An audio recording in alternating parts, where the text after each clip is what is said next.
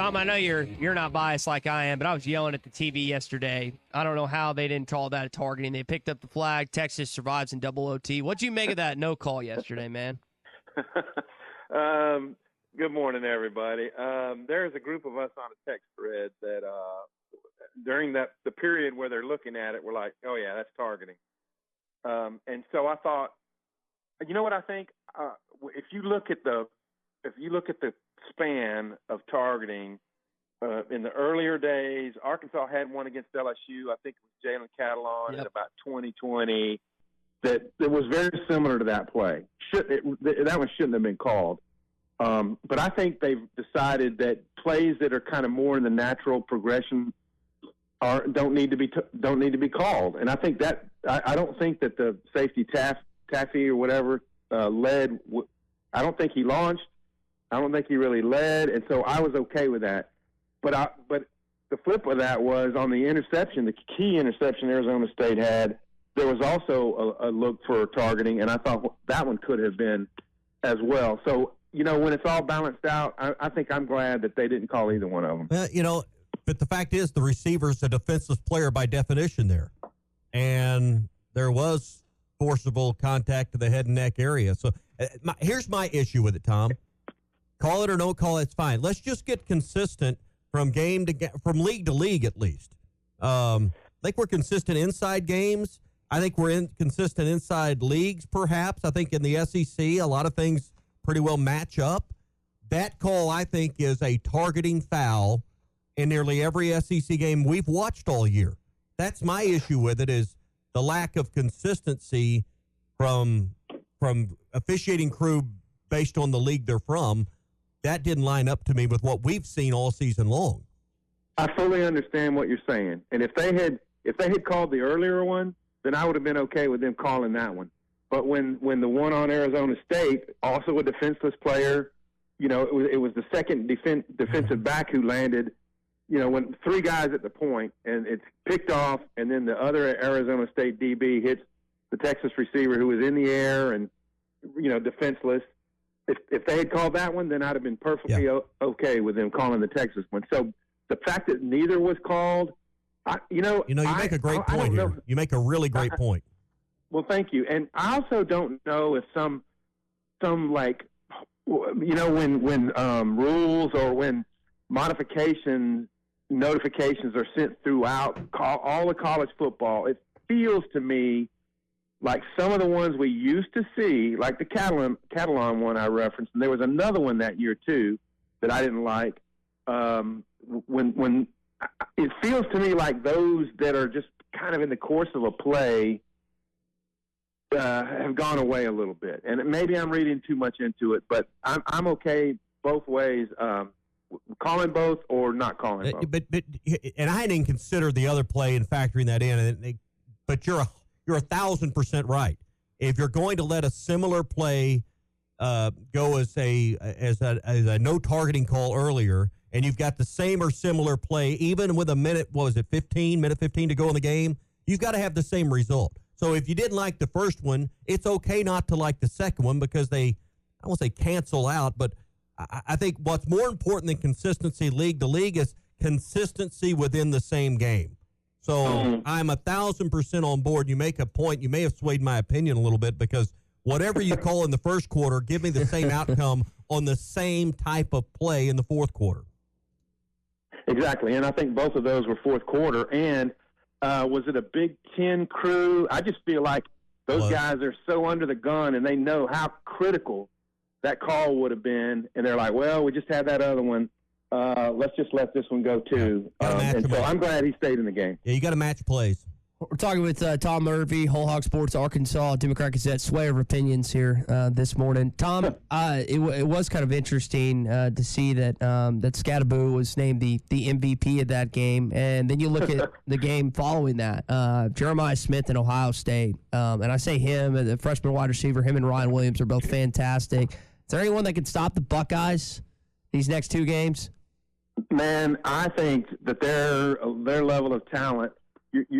So they lost by 1 point or two at Ohio State, at Oregon early in the year. Mm-hmm. But man, just the relative momentum. I kind of sensed that Ohio State was going to win that game. But yeah, when you look at their wideout talent, you look at they got a double running back situation that's really good, and their quarterback, he's more than a game manager, but he's also a game manager. So and their accrual of talent on defense is remarkable. You think about who they added. They added Caleb Downs from Alabama, Quinshad Judkins from Ole Miss with Travion Henderson that you're talking about. They have Smith. They have it's Enigma, or however you say his last. I mean, they're just stacked everywhere, Tom. They really are, and I'm sure they've moved into the favorite. I heard on ESPN yesterday that Texas was the favorite, like going into yesterday's games. Surprises me a little bit because they just haven't been like dominant. They're good, and I really, really like their defense. Not only do their star players like Collins and Barron and that safety Taft show up game to game, and Makuba, but they've got like secondary guys like that number 11 Simpson. I think he had a sack in the Arkansas game. He showed up yesterday, so they're really good. But I think Ohio State now is probably the favorite to win it all. I fear for Georgia today. I think Notre Dame is going to put up a really good game against Georgia today. But back to the Cotton Bowl on the 10th, the secondary ticket market, for those that have tickets, you talk about a huge game and an expensive game to get in. Ohio State, national fan base, but then you got Texas right there in the back door. Man, I bet it's going to be $1,000 right now. I hadn't looked, but I bet it's close to $1,000 to sit in that stadium right now, or at least a decent seat. May not be quite that high in the upper level, but I bet tickets are flying off the shelf with a comma in the price. Yeah, that's going to be so massive. And Texas, to have a chance, Texas has got to have a more even, a more balanced approach than they did. That was stunning that they let Arizona State back in that game yesterday. I mean, I was happy. They've done that before, though. I mean, you saw it against Arkansas. They have. I looked at the Arkansas score, box score today. I was researching something, and to think that they were ahead maybe 13-3 or something, and Arkansas scores a touchdown, and it's 13-10 in the fourth quarter, and they just didn't look dominant. So that's something they've got to get figured out. And I don't understand the kicker situation. If I'm Steve Sarkisian, I am not talking to Bert Auburn. Maybe that's his style, but I think Nick Saban said, I didn't talk to kickers.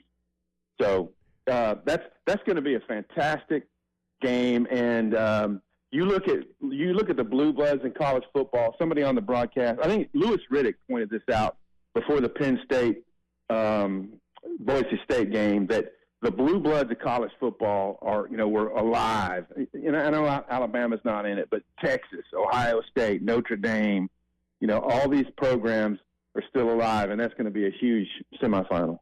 Tom Murphy with us, Whole Hog Sports, Arkansas Democrat-Gazette. Tom, coming back here to Fayetteville, what's going on with Arkansas? Desmond James enters the transfer portal. What did you think about that decision that was made here in the last few days?